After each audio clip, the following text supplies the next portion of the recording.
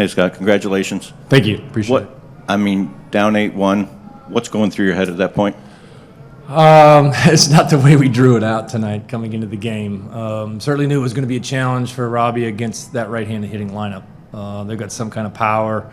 And I thought coming out of the chute, Robbie had really good stuff the first inning. Probably all the guys in their lineup to worry about. I was worried about Teoscar Hernandez today. That was the one I was scared about. And, and he did what he does. And, Robbie wasn't quite able to get as deep as we'd hoped, but then you kind of go bullpen, you try to match up best you can, and put ourselves in a position that if we got a couple big hits, we would have a chance at the end of the game. And I really think the biggest hit tonight was the 3-run homer that Carlos Santana hit off Miza. That gave us a chance. We're down 8-1. It's a 3-run homer. It's 8-4. I'm starting to think, okay, maybe if we could put some zeros up and slow down their offense, we would have a chance to get back in it. But it's tough to come back. It's tough to come back in the playoffs against that team in this building. We were up against it, but credit to our players. We don't quit. We haven't quit all year.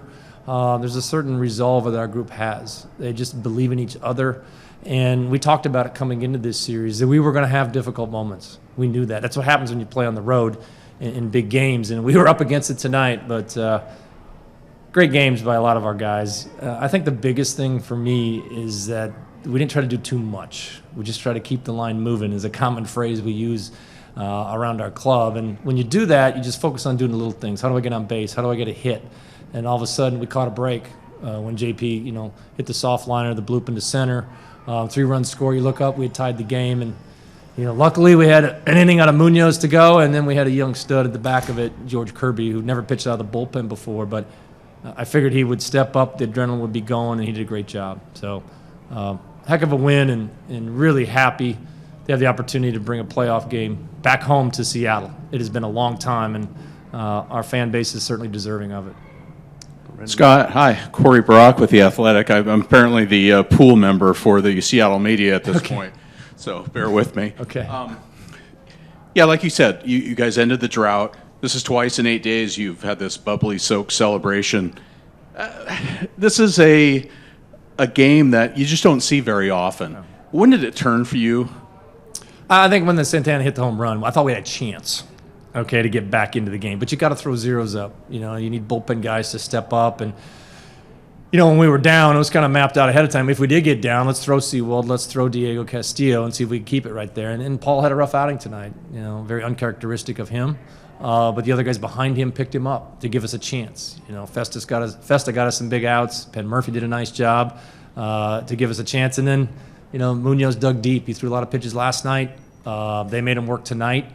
It wasn't easy, but the 8th inning I thought was key. We had to shut them down at the top of their lineup in the 8th, and we were able to do it. Scott, how key was it once you guys got Gossman out of there? Obviously, that splitty was very nasty, hard to pick up with his arm action and all that. But can you talk about the quality of at-bats after he left? Yeah, I think, Gossman was on top of his game tonight, no question. We knew it was going to be tough coming in. With all the splits he throws, and it's hard to our hitters can't identify it. It looks just like his fastball, and it's dropping off the table. He had a really good fastball tonight on top of that. When we got him out of the game, like I said, it kind of shifted when Carlos came through with the big home run. But the at bats after that, a ton of credit to our guys, just taking a single, taking a walk, doing what you can, hoping that somebody could find a hole. And like I said, JP, you need a little luck along the way. Let's be real.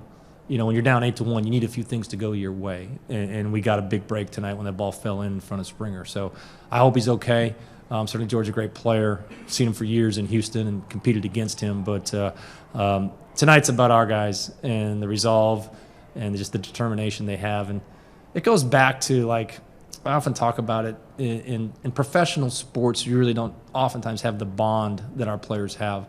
And I said it in spring training. I've said it throughout the season. Our team has the feel of almost like an amateur or a college team. We just play. We enjoy each other. We have fun. We keep it loose on the bench. And it didn't stop when we were down 8-1. Let's go. Let's get the line moving. Let's see what happens. And our guys did it. Melanie in the back. Yes, thank you. Scott, you talked about having that hitters meeting at the midway point of the season, and then after that, of course, you had the scuffle in Anaheim and how that galvanized you guys a little bit. But really, when you look back at mid-June to now, how much has that clubhouse changed, and how have they changed? Well, I think when you find out a lot, use the phrase or whatever, that adversity does not build character, it reveals it. And people look at me when I say it, we're tough, we can grind our way through this. But no, it really reveals it. When you're 10 games below 500 and you're having a meeting and you're getting guys to talk and open up and talk about where they're at, you find out what kind of character you have in the room. And in that meeting, in that day, I said, wow, we got more in here than I thought as far as the character of our group. And from Gino to Julio to Haniger to Carlos Santana at the time joining, to Frage, to JP. I mean, the guys are just, they buy in. They buy into each other and what we're doing and why we do it. So love managing this group. It's a fun group to be around, and they keep me on my toes. They don't have a problem giving me a hard time either. Yeah. Scott, I'm sorry if you answered this already, but what does it mean for you, the team, and really the city and region that get a chance, you're going to play a home playoff game, especially with some of the crowds that we've seen with these games that really matter? It means the world to me.